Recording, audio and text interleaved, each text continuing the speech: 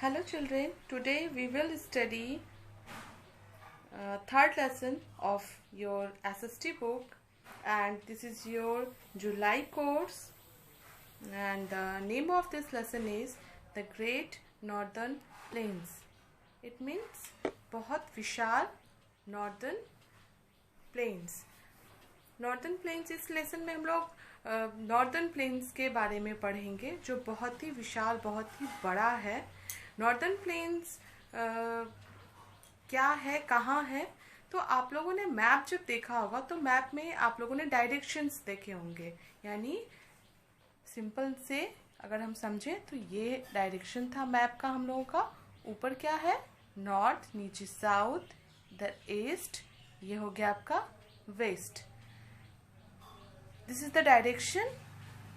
तो northern plains किधर है? नॉर्थर्न प्लेन्स किधर है? ऊपर की तरफ, यानी जिधर हिमालयन रेंज है उधर ही हमारा नॉर्थर्न प्लेन्स है। तो इस लेसन में भी हम लोग नॉर्थर्न प्लेन्स के बारे में पढ़ेंगे।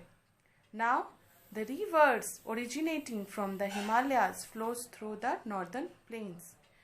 नदियाँ जो हिमालय से निकलती हैं, ओरिजिनेट होती हैं, वो नॉर्दर्न प्लेन से होती हुई बहती हैं, क्योंकि हिमालय किधर है? नॉर्थ में है। तो जो भी नदियाँ निकलेंगी हिमालयन रेंज से वो किधर से होके बहेंगी?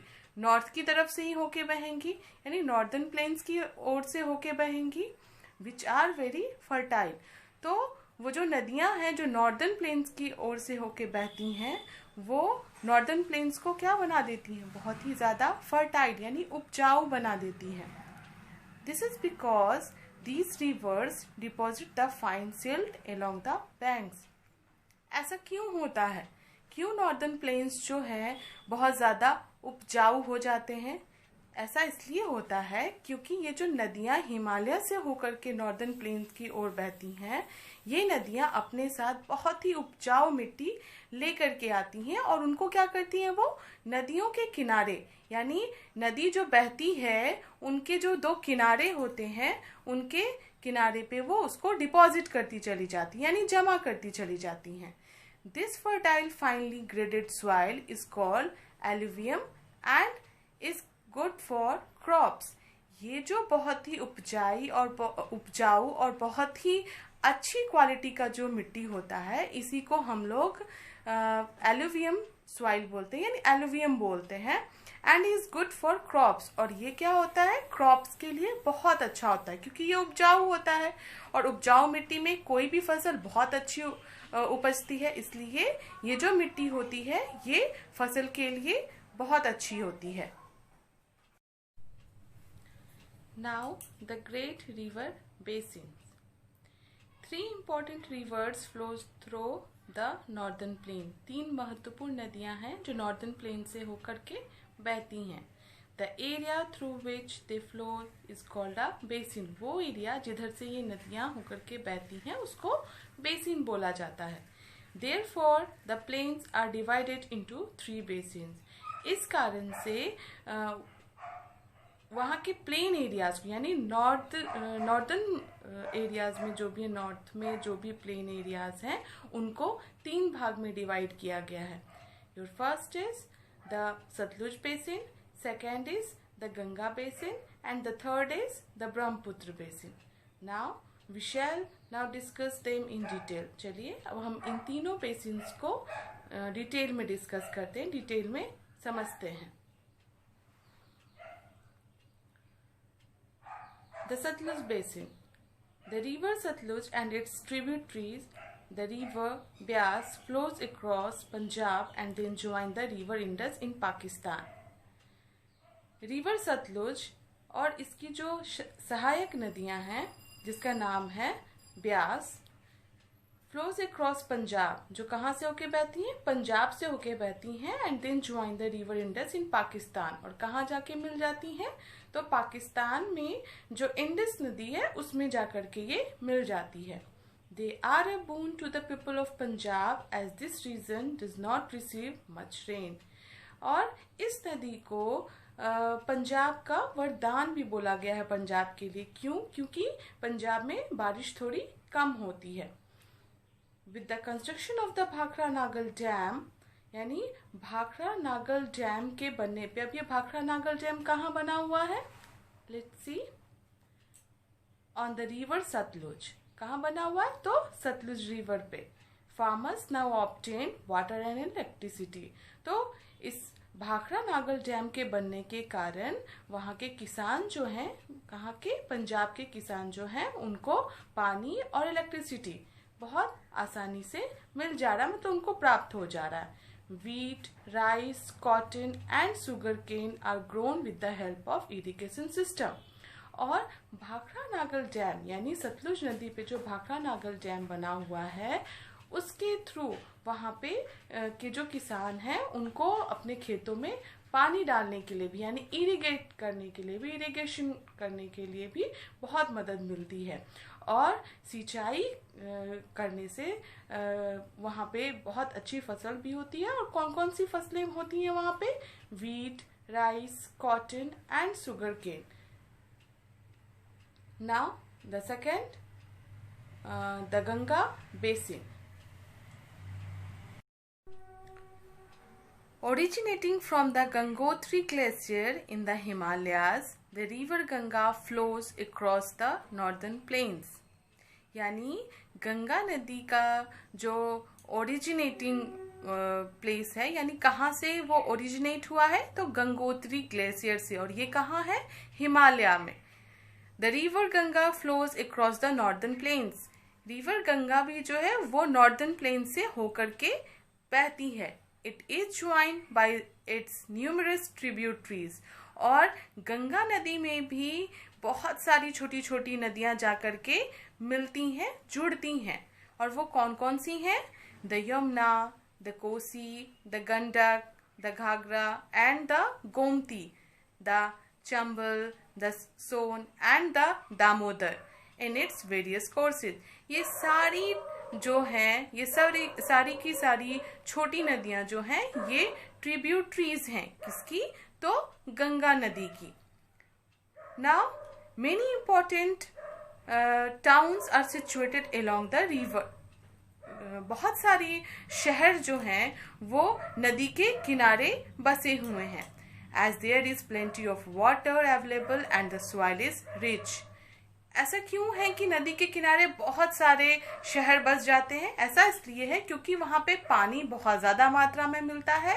और पानी के द्वारा, यानी नदियों के द्वारा जो मिट्टी, उपजाऊ मिट्टी बहा करके लाई जाती है और जमा की जाती है, वो मिट्टी बहुत ज़्यादा उपजाऊ होती है। और उपजाऊ होने के कारण वहाँ पे खेती करना या फिर फसल उपजाना बहुत आसान होता है, यानी बहुत अच्छी फसल वहाँ होती है। इसलिए बहुत सारे शहर जो हैं वो नदियों के किनारे में बस जाते हैं।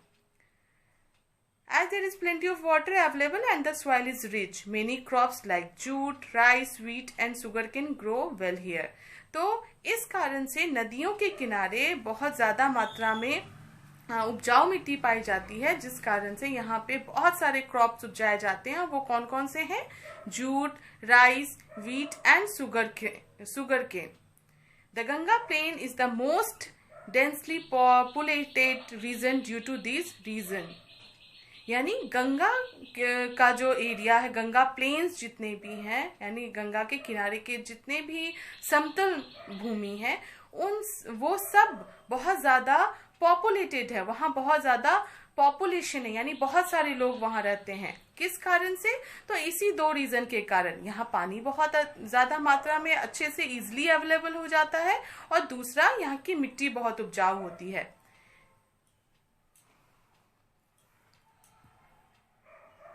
Before entering the Bay of Bengal, the river Ganga formed the largest and the most fertile delta in the world called the Sundarban delta. यानी कि कोई भी, आपको पता है कि कोई भी नदी किसी भी जगह से ओरिजिनेट होती है, जैसे हिमालय से ही ओरिजिनेट होती है, निकलती है, लेकिन वो कहीं ना कहीं जाकर के समुद्र में मिलती ही हैं। वैसे ही गंगा नदी भी बे ऑफ बंगाल में, यानी बंगाल की खाड़ी में जाकर के मिल जाती हैं। द रिवर गंगा फॉर्म, और बंगाल की खाड़ी यानी बे ऑफ बंगाल में मिलने से पहले वो क्या करती हैं? तो बहुत ही फर्टाइल डेल्टा बनाती हैं, जो कि जिसका नाम है सुंदरबन डेल्टा, जो कि दुनिया का बहुत ही बड़ा और फर्टाइल डेल्टा माना जाता है। और वो डेल्टा कौन सा है? सुंदरबन डेल्टा।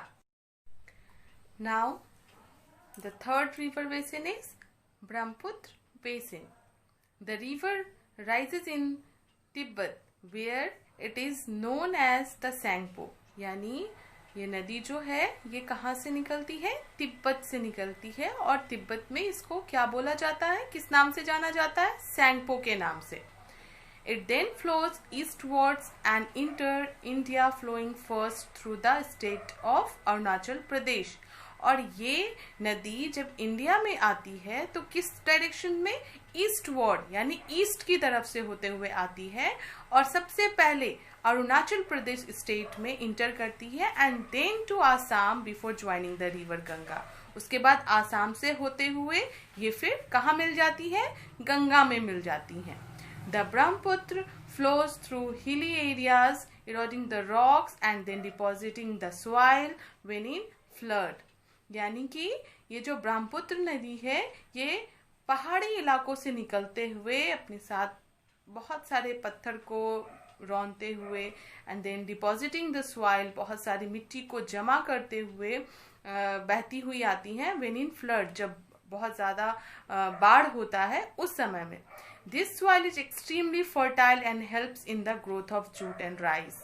और ये जो मिट्टी होती है, क्योंकि ये मिट्टी जब आ रही होती है, ऊपर से बहा के लाई जा रही होती है, तो ये क्या होती है? किसी भी समतल भूमि की या किसी भी पहाड़ी इलाके की ये सबसे ऊपर की सतह होती है, जिस कारण से आप सभी को पता है मिट्टी की जो सबसे ऊपर की सतह होती है वो बहुत ज़्यादा उपजाऊ होती है। तो ये मिट्टी जो है ये बहुत ज़्यादा उपजाऊ होती है जो ब्रह्मपुत्र बेसिन के थ्रू, ब्रह्मपुत्र नदी के थ्रू लाई जाती है। और उपजाऊ होने के कारण ये जहाँ भी जमा की जाती है ईस्टवर्ड डायरेक्शन में, वहाँ पे जूट और राइस की खेती बहुत अच्छी होती है। T is also a very important crop of the area. और जो चाय जो हम पीते हैं, जिसमें हम चाय पत्ती का इस्तेमाल करते हैं, वो भी बहुत ज़्यादा यहाँ पे उपजाया जाता है इस एरियाज में। India has the greatest fertile land in the world. यानी कि हमारा जो देश है, हमारा जो भारत देश है, ये पूरी दुनिया में सबसे ज़्यादा उपजाऊ देश माना जाता है पूरे वर्ल्ड में। ठीक है, आई थिंक आप लोगों को जितना मैंने अभी बताया वो अच्छे से समझ में आ गया होगा। Now we will meet in our next video with new topic. Bye bye.